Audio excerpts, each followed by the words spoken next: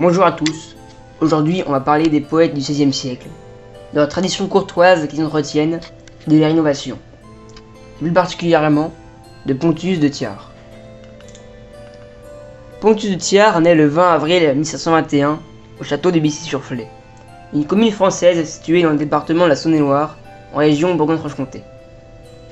Il décédera le 23 septembre 1605 à Bragny-sur-Saône. Pontus rentre à l'université de Paris en 1737, où l'on enseigne 5 facultés traditionnelles: la théologie, le droit canon, le droit civil, la médecine et les arts. On ne possède pas de renseignements précis sur l'apprentissage de Pontus, mais on pense qu'il a eu accès à tous ces enseignements. Après ses études, il mène une existence de seigneur dans son château de Bissy-sur-Flay. Il publie de 1749 à 1455 son premier recueil intitulé Les erreurs amoureuses. Il intègre la Pléiade en 1753, un rassemblement de 7 poètes dont Ronsard et Du Bellay font partie. Après un détour par la philosophie, il revient à la poésie et en 1578, Pontus devient évêque de Chalon-sur-Saône.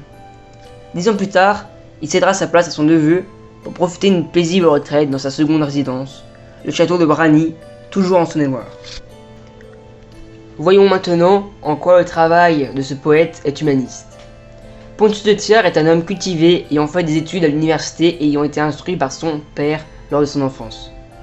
Il est décrit savant, astronome, mathématicien de talent, poète et philosophe. Il parle grec et latin.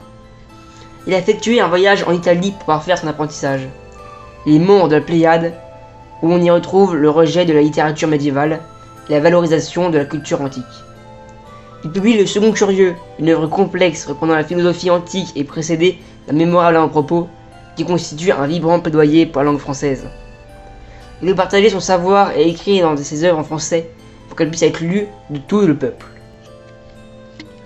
La source d'inspiration du poète est son amante, Pacité, dite la toute divine, décrite comme l'ombre de ma vie par Pontus de Thiard.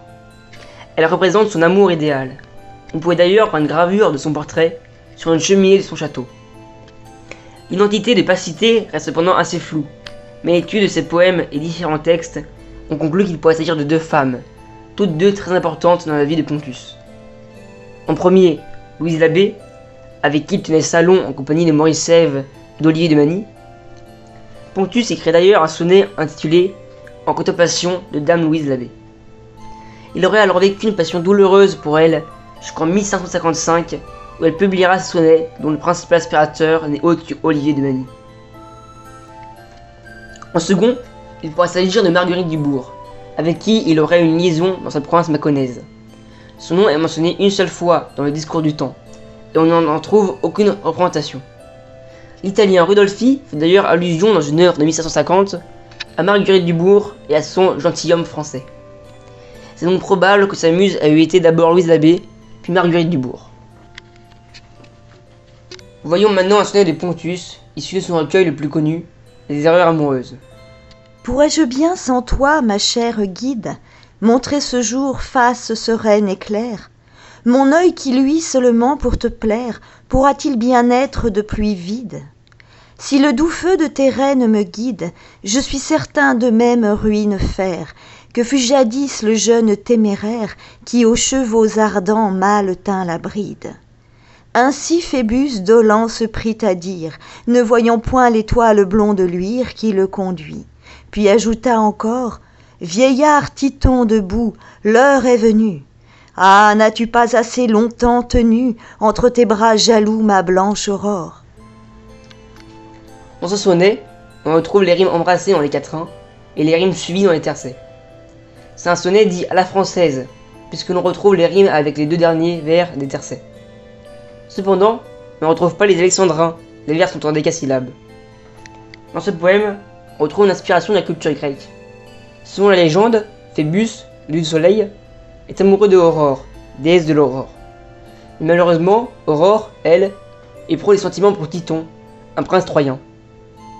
On y retrouve une métaphore filée comparant Aurore au soleil. L'expression, comme le doux feu de Térée, vers 5, cheveux ardents, vers 8, ou encore l'étoile blonde de luire, vers 10, font référence à la fois au soleil et à Aurore.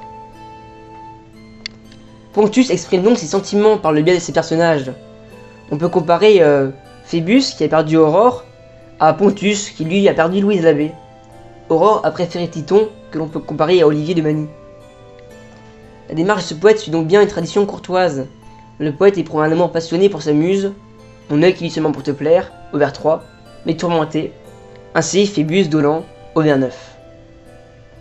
La femme est aussi dominante, sa guide, celle qui dirige sa vie. Ses qualités physiques sont vantées avec le rapprochement avec le soleil. Elle est comparée à un dieu, la déesse Aurore la symbolise. Cependant, le portrait moral de la femme n'est pas tracé dans cette poésie, alors qu'il était souvent dominant dans les ballades de Courtoise, comme dans la ballade de l'amant de Guillaume de Machaut. La poésie de Pontus est donc innovante pour l'époque. On retrouve dans sa poésie beaucoup d'allusions à la culture grecque et latine, comme dans ce poème, vers 9 et 12, avec Phébus et Titon, témoignant de sa grande pensée humaniste. Sa poésie est recherchée et subtile, et parfois compliquée à interpréter. Voyons cet exemple, la 3e strophe du livre 1er de Disgrâce. Ce qui soulève mon imparfait parfaire, par son parfait, sa force à retirer, pour en parfait en imparfait refaire. Vous voyez donc que sa poésie est subtile et recherchée, remplie d'antithèses compliquées et de jeux de mots recherchés. Par exemple, dans cette strophe, on retrouve une assonance sur le son fait. Certains de ces poèmes recèlent même de quelques pensées philosophiques. En guise de conclusion, Pontus de Thiard a été un grand homme en son temps, érudit et féru de savoir, grand philosophe et astronome, conseiller du roi et évêque, s'élevant au rang du Ronsard et du Bellay dans la poésie, mais qui malheureusement a tendance à être oublié au fil du temps, car il n'est pas beaucoup lu, du fait de la complexité de sa poésie. J'ai réalisé ces présentations grâce au livre d'Emmanuel Maire, intitulé Pontus de Thiard, paru en 2001, et au site Un jour un poème. Tous les liens seront dans la description. Je vous remercie d'avoir regardé cette vidéo.